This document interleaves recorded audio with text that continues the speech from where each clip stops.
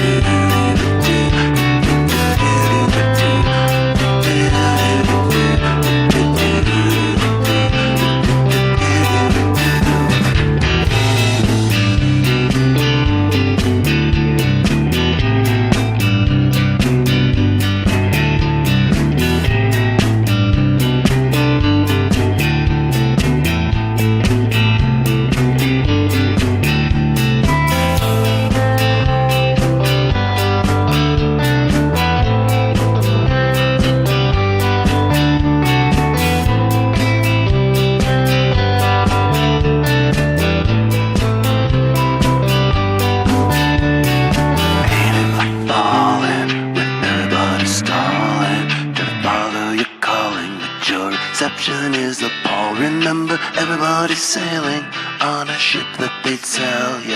Hi, ho, it's all the things they don't tell you.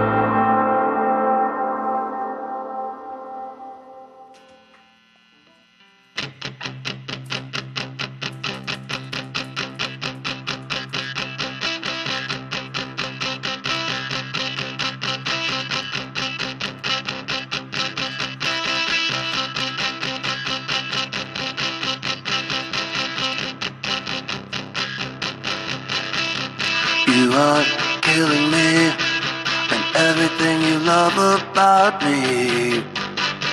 You're making it harder, harder, harder on me. And you ain't telling me much that you love me anymore.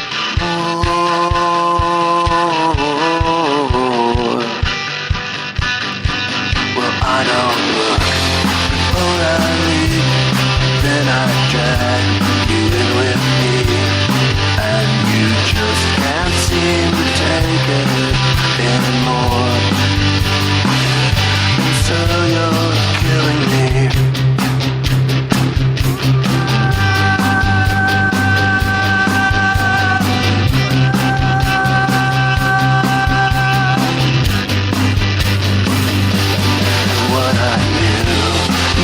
used to be just don't fly anymore. So you're making some changes you should have made before you started killing me.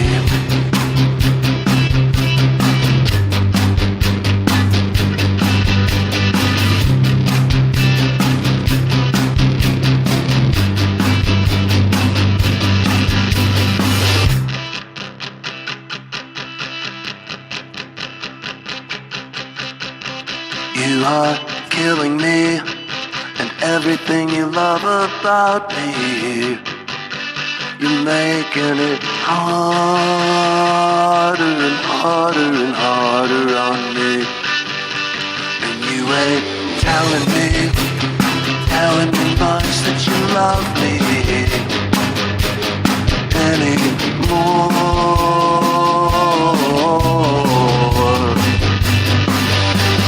I don't look before I leave, then I drag you in with me, and you just can't seem to take it anymore.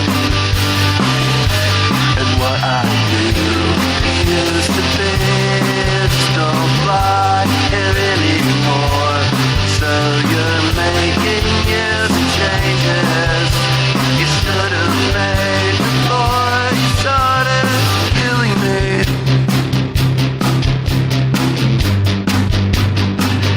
And you are killing me.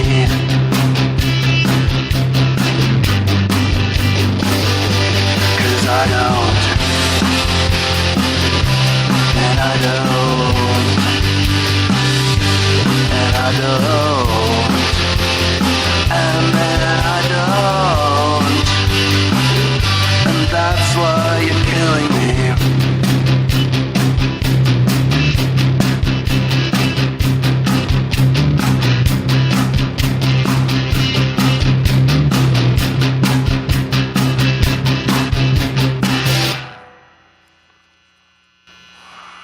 It is 90.3 KEXP. I love that song. It is called You Are Killing Me. The Dandy Warhols here in the KEXP live room, and that song and the song before that, Search Party, the new album, both of those on the new album. Actually, Some Things You Gotta Get Over. Oh, okay. I knew this piece of paper was not going to be very helpful. But it looks good when you're holding it. Yeah. Exactly. Prop. Both songs on the new album, Distortland, though. Is that correct? Yeah. Yes.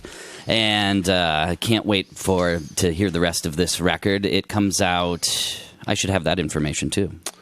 April 8th? April 8th? That sounds about right. Well, thank you guys so much for doing this. Thanks for having us, man. And for playing last night for the John in the Morning at Night show. Yeah, that was fun. At Numos. It was a blast. You guys sounded great as always. Cool. And our amazing mixer. Amazing mixer. Always out there doing a good job. Yeah. And my name's Troy Nelson. Very nice to hang with you guys. And I've seen you guys a few times. Like I said, I saw you last time you guys were here at the Showbox. And I was talking to Peter Enzia backstage that we have a mutual friend in Herman Jolly and Megan Pickerel. I used to live with them before they moved to Portland. I lived in Ellensburg? in their house. This house was in South Seattle. It was like in Burien right before they... moved to Portland, but just those guys are awesome. I think I blew his mind because one night he came downstairs and I was in the kitchen and I was microwaving ice cream. And I know that sounds kind of odd, but that's what I do to get it sort of melty so I can stir it up. And then it's not like I didn't want it hot. Not the first person I've heard say that. He was blown away by it, and he still twitters at me every time he microwaves ice cream. Has he tried it? He has, and I think I have converted him. Wow. Yeah. Should I ask him about it? Yeah. Do you see those guys very much anymore? Yeah. That's awesome. Great, talented. Yes, very talented Herman Jolly. Both of them. Yes, absolutely. Great songwriters and singers. We still cover a Swoon song sometimes. Oh, cool. Regularly. Awesome. Pussycat Fingertips. That's the song? Yeah. I like that title. Yeah. This album, where did you guys record this in your studio, Distortland? Yeah, my basement, Pete's basement, and the studio. Did you have anyone helping out, or did you guys just produce this all yourselves, or did you have anyone come in? Well, we had a series of engineers, whoever's got time and who we like, and there's a bunch of great people in Portland now that you can grab. Most, I was going to say most local, all local people. Yeah, all local for sure. Very cool. But that doesn't mean what it meant, when we started. Right. It's pretty amazing what we've got for a pool of artists and I was going to ask you about that too. You guys have done so much, and is this, first of all, are we coming up on, or is this the 20-year anniversary of the band? That was long ago. Yeah, you guys started in like 92, 4 or something like that. Yeah. You guys have done so much. You've been everywhere. You've put out so many great records. How do you view the whole putting out an album and touring thing now? Do you just do you look at the music industry any different? Because you've seen so many different changes. Yeah, that's a really massive question. Mm-hmm. So, I don't know. Z, you had a mic. I'm just curious how you feel about, you've seen so many changes in the music industry since you first started, and I just was curious how you guys view it today, or do you even really give it much thought, and do you just make records and go tour? Is that more? Yeah, I don't think you can think about it much. That was a hard question. Yeah, really. Is it too early for these questions? Yeah, it is. It's only just past noon. Yeah, it was difficult to think about it, 20 years ago, and it's still difficult to think about it. It's disappointing that music is now a prop to sell your T-shirts and your live shows. Right. The music itself is worthless except for advertising, your lifestyle or being more, a platform for more content to go. And that's, it's hard to see that change a lot, but, you live with it and you just go, and it cannot influence what you do, and fortunately for us, not much has ever influenced what we do. Yeah, I was going to say, every record, even though some of the songs can change, like sort of you do a little bit of genre jumping a little, but it all sounds like the Dandy Warhols to me, and I think that's extremely cool. And you guys have never seemed to be influenced by any labels or any that. Well, it's. I think one of the most, obviously the first most important thing is emotional impact, that it be emotionally engaging and be exactly what it's supposed to be emotionally, sonically. And that can be by turning the tick, tick, tick down or up. You really don't know until you're in there mixing and making the songs. But it's always of primary importance to make sure that we exist outside current idiosyncrasies of an era, whatever era we're in. And we've been in a few now. Yeah. And that's always been really up there with job one, is just to not, while we're mixing and working and what it is going to be, just, in 2003 or 4, you don't want to sound anything like the Strokes because everybody else has ripped off this amazing band, or Jack White. That's or right. Whatever, you just don't want to, you just have to avoid any kind of bandwagon-y sort of, thing. And it helps the emotional power of your music too, absolutely. To do that, to avoid those kinds of little things. Yeah, very cool. I'd say that was a very great answer to that question. I've thought about it a lot. You've lived it. Yeah, a few lifetimes to think that one up. Awesome. Also, I want to thank you personally, Courtney. You about 10 years ago, you stuck up for me at this release show for Welcome to the Monkey House. And it's not something you may remember, but I do very vividly. But it was in Seattle, and it was on top of this building, whatever venue it was. It was outdoors on top of this bar or venue or whatever it was. And everyone was hanging out. It was a lot of fun. And I'm getting really nervous right now. No, this is great. This is like one of my favorite moments in my life. Okay. So we walk in and they hand you a couple tickets, and you use those tickets to get the drink at the bar. And so I went up to the bartender and I got my couple drinks, and I wanted a third one, and I didn't have another ticket. I was like, well, just, let's see what happens. So I went up to the bartender, who was not being friendly at all. I didn't notice that you were behind me, and I asked for a drink, and the bartender was like, well, I need a ticket. And I was like, oh, sorry, I don't have any ticket. And they were like, sorry. And I was like, well, can I pay for a drink?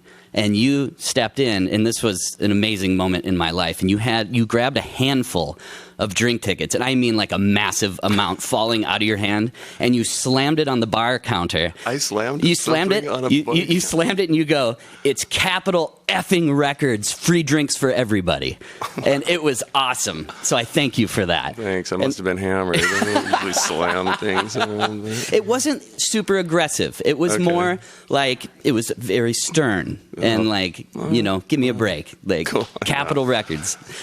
I loved it, and I've never forgotten it. Yeah, wow. Yeah, and then you signed my little banana. You had a banana, little spongy banana prop for that, and I had a very great day. So thank you for that. Wow. And that I'm memory. glad I did that. I've told that story to many of my friends, and they always make me retell it. So I wanted to tell you, thank you. Effing records. Capital effing Records. Yeah. All right. All right. Dandy Warhols here in the KEXP studio. And I know that the listeners and myself would love to hear a couple more. So if you guys are ready, it's all you. Let's give it a All right. Dandy Warhols, KEXP.